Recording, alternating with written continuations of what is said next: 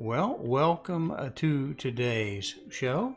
Now, what we have here is a fairly informal meeting between people. It's Chris and I having a conversation about the subject today, which of course is wire fraud, what it is, and what we've got going on. And let me kill my own music going on here. That's going on in my ear.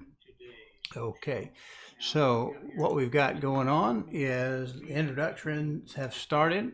I'm Delbridge, the host, and this is a live feed, and you may get to see some behind the scenes interaction of a technical man having a little bit of an excitement attack. But I have a guest here, Mr. Chris Corriveau of Momentum Title, and there we have him. And now what we've got going on, this is him, Mr. Chris Corriveau. I would like you to introduce yourself, tell us a little bit about yourself, and then when you're ready, I've got your first question. How you doing, Dale? Thanks for having me on today. Thank you for being willing to be on today. This is a new show, and so you have to have good content to have viewership, and you got to have viewership to get good content. So you're extending to me some grace and favor by being on. And I'm just tickled that you're here. Well, I hope that what we do today brings some value to the folks that are listening. I'm getting a little feedback. Do you have some sound in the background going? This is a new show, and so nope. You have to have good content to have viewership. So on my end, see, that's one of those technical things that makes life fun. See, all right. But we're here. We're not here for the beard. We're here for the guest. That's what we're here for. So that's on my end. It was yours, so it's kind of trying to get there. So well, this may be just laziness or whatever, or a failed attempt at branding. But we got to go. A lot of life is full of stressful things, and I tell you, wire fraud is something that's sort of, I look at kind of like death and taxes. We know it's there. We're kind of afraid of it to some extent. We don't want to talk about it. We're afraid if we mention it 3 times, Beetlejuice will pop up on us. But when we start to get toward the closing, that's when things really get serious. And of course, we've had already passed a bunch of deadlines to get to this stage. I tell you what, it's something entirely different to worry about when you're trying to get all these people together. And I stand amazed at your ability to do what you do, because I would be like a big bundle of nerves as it is. And we get down to the transfers of money, and we know that even with COVID, before COVID, we were having, money's wired by banks, and we're kind of doing away with the paper checks and everything. And some things can go wrong with that. So I guess you need to, of course, you got to tell us what you do. So we'll go back to that. My name's Chris Corriveau, and I'm the owner of Momentum Title, and I've been in the title business. Well, I'm really second generation title business. My family was in the business, and I've been doing this for, we actually did our first closings on stone tablets when I was younger. So that's how long I've been doing this. And so as a title agent, the number one concern that we have right now in our industry, in the closing industry, it's not COVID-19, it's wire fraud.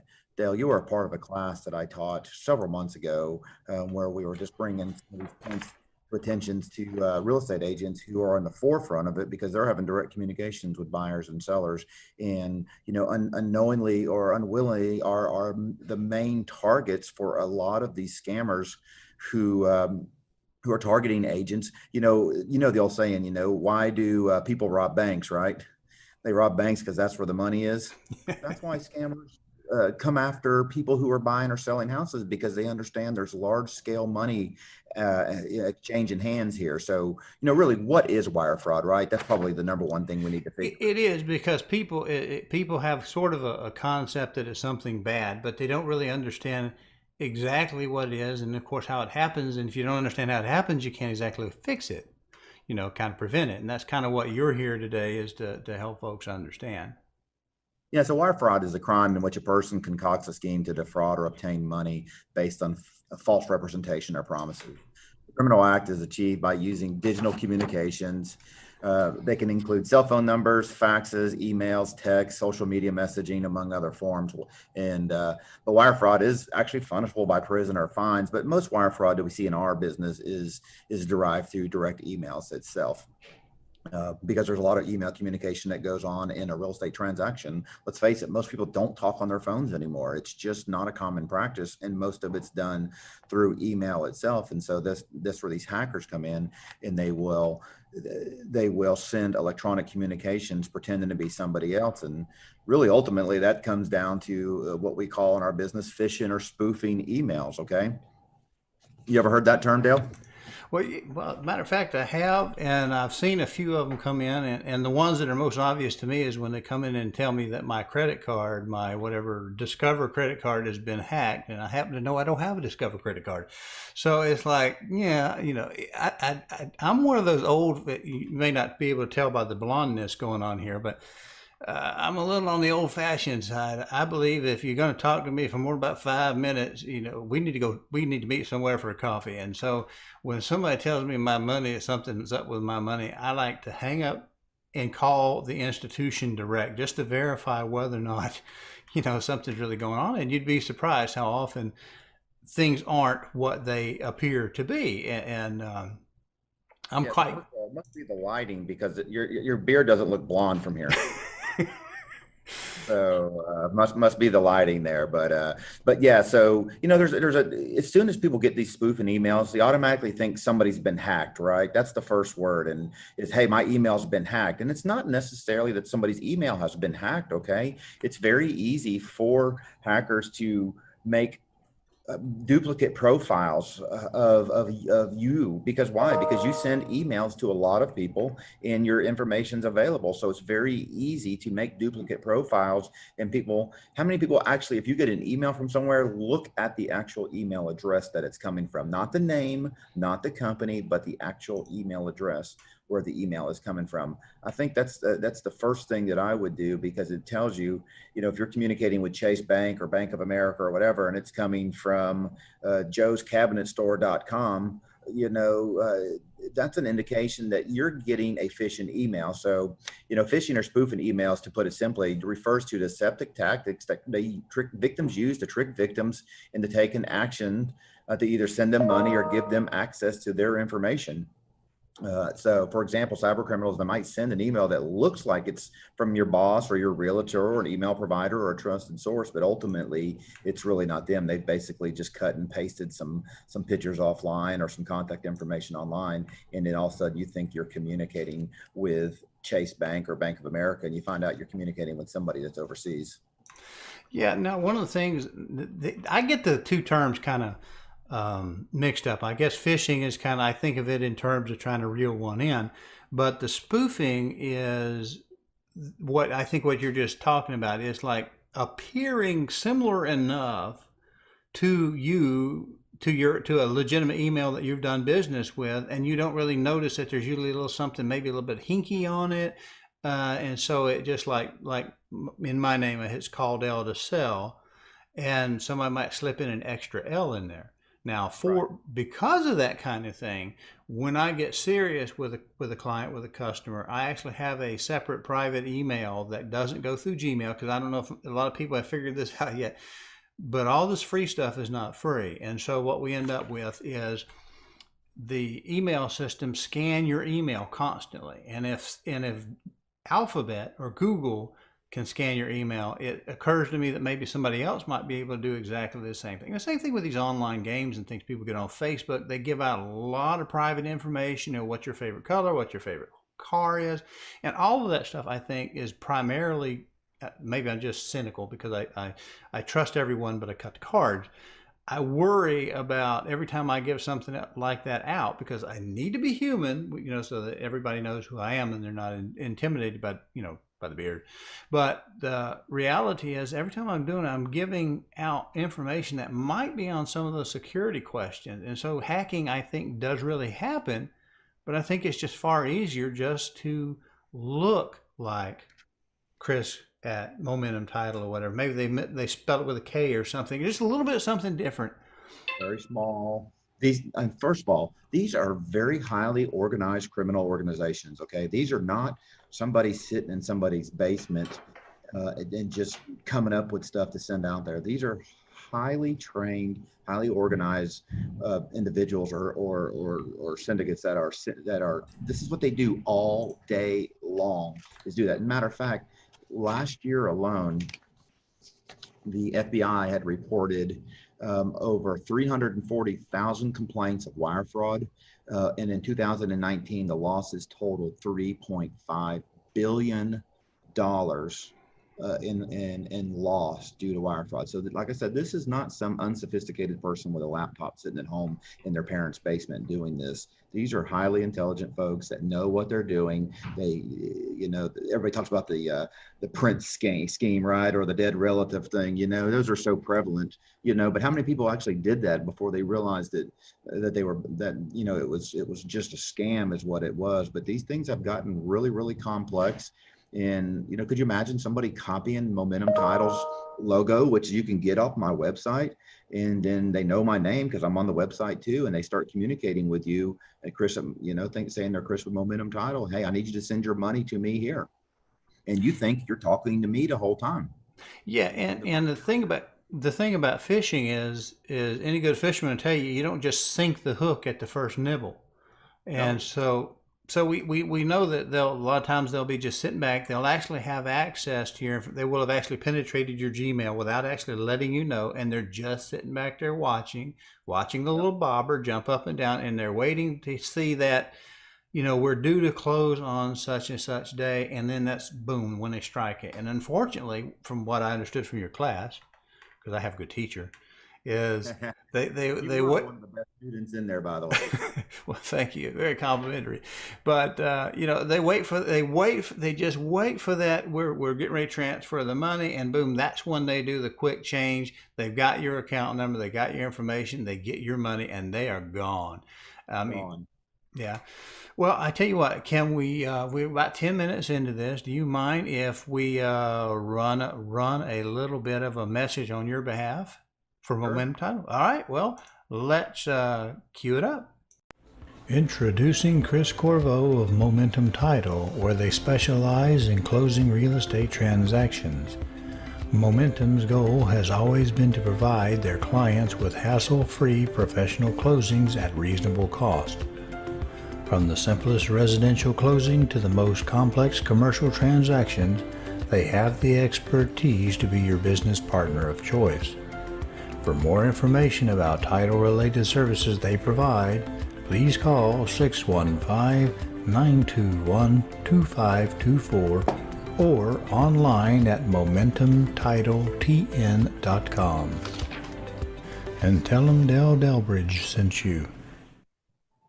Well, hopefully that went over better than having my own audio feedback on my end a while ago, because I really want to appreciate publicly that you're willing to come in here and kind of talk to us, because I'm going to, and we do have some visitors here, so we've got at least one with us.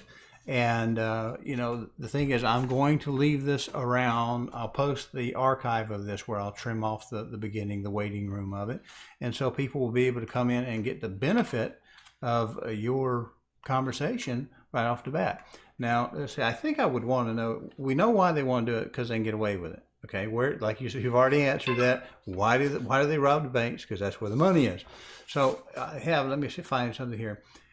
How do we reduce the likelihood of something like this kind of going on? Because okay, we know they're going to try to trick us. We know that's going to happen. So how in the world do we guard ourselves using just kind of some, not necessarily paid for services, but just kind of some common sense, that kind of, if it feels wrong, maybe it is, check up. What do we do? Yeah, there's definitely some things that folks can do to help protect themselves. First of all, I wanted to go back and what you said that, why do criminals look after real estate? The average scam loss by two criminals in a ransomware scam, which is where somebody hacks into your computer and locks it up, is $722. Okay, the average bank robbery nets a criminal $3,816. The average loss in a real estate wire fraud scam is $130,000. Wow. So that puts this in the context here about why this is, there's such a spotlight on this right now, because it is the most lucrative way for criminals to get money from somebody, because people are spending their hard-earned money trying to buy their properties or buy their houses, so that's number one. So what's some things that people can do to help themselves to avoid this? Some of these things people aren't going to like when I say this, because they're going to be like, oh man, what do you mean? What do you mean? But the number one thing is I would tell you to do is avoid free Wi-Fi. Okay. I know nobody likes paying for internet, but these things are magnets for folks to go in and have tracers or hack or programs on there that infiltrate. So if you're at Starbucks or McDonald's or somewhere, I actually taught one of these classes, Del, where I did it with a good friend of mine who he does all of our computer stuff. And what he did, and we taught it at another company, and he put this device in a coffee cup and set it in the middle of the room. And let's just say it was ABC Mortgage Company where we are at. And so the mortgage company's Wi-Fi would be ABC Mortgage Company, guest Wi-Fi. He did ABCD Mortgage Company Wi-Fi, set it up for free in this coffee cup. Nobody even knew it. And there was 35 people in the room. 7 people logged on to the free Wi-Fi that he had streaming through there. He put their names up and said, guess what? I just captured every information that's been on your computer. So you just don't know when you're setting up and logging on to these free Wi-Fis, who is gathering what information from your computer. So, because by the time when you click on, you give that person free access to everything that's within your computer. So that's definitely number one. You hit on the other one, Dale, which I appreciate. The free email accounts, the Gmails, the Yahoos, the Hotmails, or whatever. You know why they're free, right? They have zero security on them. So if you're using those and passing along personal information, you're better off standing on the street corner and yelling your bank account number to somebody, because it has zero security on there. People laugh. They say, the IRS wants to fax you stuff. The reason why the IRS wants to fax you something? Well, yeah, I think it's because it's really hard to crack or get involved to kind of it's not wiretap's not the right word, but it's really hard to infiltrate a fax machine, because it's a point-to-point telephone conversation, so to speak, between machines that only last a very short period of time. That's right. It is a direct single point secure link communication between two numbers that are communicating to one another. So so people laugh. They're like, man, I don't even have a fax machine anymore. But that's the reason why people still use them, because of that point of security. Another thing you can do in a real estate transaction is verify with the title agencies before you send your money and after you send your money. Call them. Don't call the number in the emails. Make sure you get a business card from your realtor, or you look up on their website and call them and verify that you have the right information. It doesn't bother me that you call. I'd rather you be safe than sorry. Yeah, especially with that number. And I want to repeat that number for people. How much did you say that the average wire fraud on a real estate transaction nets the criminals? Because you don't have to have a whole lot of sardines if you pull in a whole tuna, right? So $30,000 is the average loss. Say that again, because I think I had you muted a little bit. $130,000. The average is $130,000. So I don't have to be, a lot of people have to be lucky a lot. If I was a wire fraud guy, I'd only had to be lucky once to get $130,000 off of somebody. I mean, that is an amazing amount of money. Yeah. The other thing you can do is change your passwords a lot frequently. I know it's a hassle changing your password. There's a lot of programs out there now that help you remember your passwords, or they lock your passwords in. But I would tell people to change their passwords every 90 days. Use up-to-date cybersecurity on all of your devices that you use to do it. So, it seems like a hassle, but if somebody was to take $130,000, the chances of recovery of that money are almost zero. So it's and I want to get into that a little bit. Why is it zero, right? That's a good question, because you would think if somebody made off my money, we got to be able to trace them back, but at the same time, I can lose my car keys between the garage and the car. So, I can imagine if you're doing something with the electronics and there's, numbers and stuff involved, how easy it is actually to pull something over on you. And then who do you complain to? How do you chase this down? I mean, I personally would only know to call my bank and my title man immediately as soon as I thought there was a little something hinky, just because I don't have the power, and I'm not going to feel embarrassed because I fell victim. I think it's sort of like they say the first 48 hours. I don't know that we have 48 hours on a wire fraud transaction. You don't. So the biggest thing is, well, I'll just call my bank and they'll get the money back, right? Give it back. They'll give it back to me because a mistake was made. Guess what? You, as the individual, went to your bank and freely authorized them to wire that money to this account. So the bank's done nothing wrong. You've told the bank where you want your money to go, and so they went and done it. So that's problem number one, is that you initiated this transfer based on bad information. And so what most of these, like I told you, we talked about earlier, these are highly organized criminal organizations. And so usually when that money hits that first account, the criminals will immediately sweep the account and they'll start dispersing it over 5, 10, 15, 20 different accounts. Because first of all, you can't get money out overseas in the same day. It typically takes a few days to get money out overseas. And so the criminals have to be smart to make sure the money becomes untraceable and they can't find it, so they can eventually get it out overseas to where they are. And so they start dispersing the money to maybe 5 or 10 accounts. And then from those 10 accounts, they'll disperse it to 10 or 15 more accounts. And it's like a big spider web. And so the banks can try to trace it, but ultimately the funds end up getting out and overseas before they can either get some of it or all of it or any of it, period. And the money's just gone. So there's just little way to get it back. So it's really almost, I think of it, when you give that analogy about them cutting it up, it's almost like a chop shop. It's harder to hide a Lamborghini, but if I start ripping all the pieces off and start spinning them all over town, like they do with the dispersing, and then each one of those accounts would have to be separately. You'd have to find the amount of money, you'd have to find the account, go to each one of them, try to recover that particular piece, and by then it's already gone anyway. It's gone to some other account, and maybe from somebody whose government or even their people might actually be getting, I don't know, they say it that some of these governments actually get, for lack of a better word, a percentage of the haul. And I don't know if that's true. I don't know that it's not true, but I can see once it leaves the United States shores, my odds of finding that money have gone significantly down.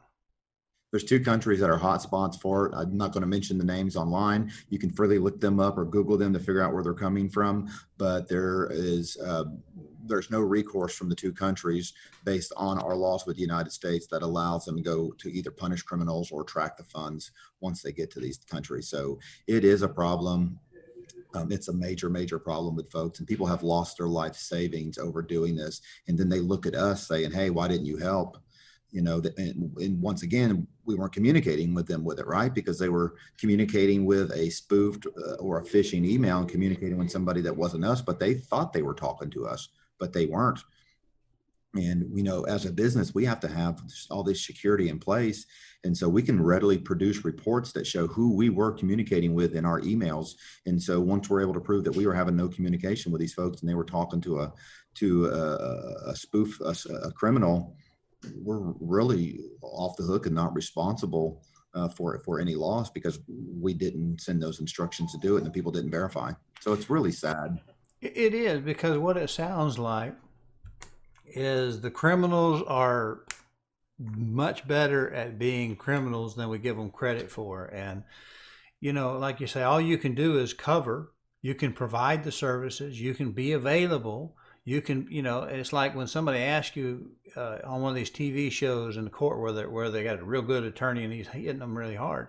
The bottom line is the bank's not responsible because they were instructed to move it. And you're not responsible because you're not the ones who told them to give it to the other people. And of course, the agent's not responsible because we don't tell them how to move the money. We just connect them we with their title agency, which will of course be you, and and it's between you guys. If somebody slips in on the backside of this, even if they pretend that they're me, I have to tell them, I said, look, when we started, that's why I use that other email. And I don't even give it out till we're really serious with a customer, because I don't want that particular email then to get spoofed, because they can change a little something on that and somebody not see it. So to me, it's a big deal, because I mean, I live in fear sometimes of something going bad, something we can't fix, little stuff, little cosmetic stuff's on a repair list or something. That's not a big deal. But if somebody gets a hold of your information and gets it offshore, it's like, I don't know what you can do. I mean, you can try to recover it. And if you catch it quick enough before it moves from an American bank offshore, somebody might, actually have a shot at doing something for you. But if it just slips in there, you transfer the money, the customer has no follow up with you guys to make sure that you've gotten the money, that the wire instructions were correct before they authorized the wire. They don't confirm afterwards that the money was wired and got there. If they just treat it like they're ordering at McDonald's, they just put their biscuit in and drive off before they even open the bag, that's the time that really reduces, I think, the way I understand the whole wire fraud problem is time is of the essence. Yeah, and I'll close with this on it is, the criminals, they understand it takes time to get money out, and they understand the more time they have, the better chance they have of getting money. And the less time you have, the less chance you have recovering. So they start badgering and pressing the buyers or seller, mostly the buyers bringing money. They start pressing them. Remember, they've been reviewing the whole conversations, right, via email, because they're professionals at it, and they'll start pressing them to send the money 2, 3, 4 days in advance of closing, saying you've got to send your money today in order for the closing to take place in 3 or 4 days. Most folks honestly don't send their money for the day of closing. It's not uncommon for folks to go to the bank before they come here, and especially with COVID, because you have to get an appointment with your banker to even get in there and send a wire right now. But they'll start pressing people to send the money 3, 4 days in advance, because we never even know the customer sends the money. So they'll send it 3 or 4 days in advance. And by the time it gets the day of closing, customer says, you got my money, right? And we go, no, the criminals have had 3 or 4 days to get it out of the country, and it's gone. So that's it in a nutshell right there. So, but I mean, you do confirm once you have received the money, you can tell them, yeah. So if they're going through a normal transaction and they believe that they're ready to do the wire transfer, they can confirm with their bank, with the account. I don't suppose you would mind just verifying that, the term here, we are the account. This is talk to them a little bit, and then do the transfer, and then confirm immediately after that the money went. When we send wiring instructions in writing to our buyers or sellers, if they have to bring money, we leave 4 digits off the account number. So even if they could crack that fax code, they can't get a hold of your money. So it mandates that our clients call us to get those last 4 digits to the number to complete the account number to send us wires. And so we want them to call, we require them. And most people, some people think it's a hassle to pick up the phone and call the office. We're such a fast-paced society anymore, right, Dale? It's all about convenience and all about getting it done quick and done electronically and not having to see anybody. But you're talking about very large sums of money here. And so this is one way we slow people down a little bit and say, hey, you got to call us and you got to make sure you get the right information. If you do something after that, there's not much else I can do. But yeah, we leave 4 digits off of our account number, and we explain to them. And when we send those, we send them encrypted already. So we already know we have a direct line of communication with who we know to be the buyer of the property. And then once they get those forms, they still have to call us and get those last 4 digits. I think it's very good. Now, I've got to do one thing right before we do the wrap up and all that, but if you'll be patient, we got to run this. Delbridge, Benchmark Realty, Murfreesboro, Tennessee. If you're currently unrepresented and would like to know how to compare up to 3 properties side by side, room by room, then go over to my new YouTube channel, subscribe while you're there, watch the demo. Afterwards, get with me and we'll set up your exclusive account today.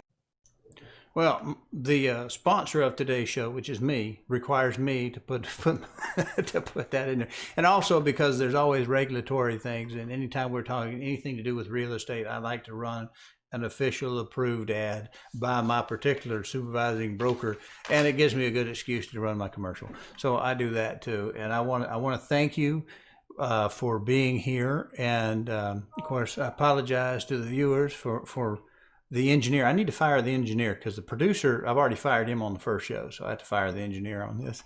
But it's been very informative. That was me, and that may be problematic. So I need you to stay on a little bit longer. All right.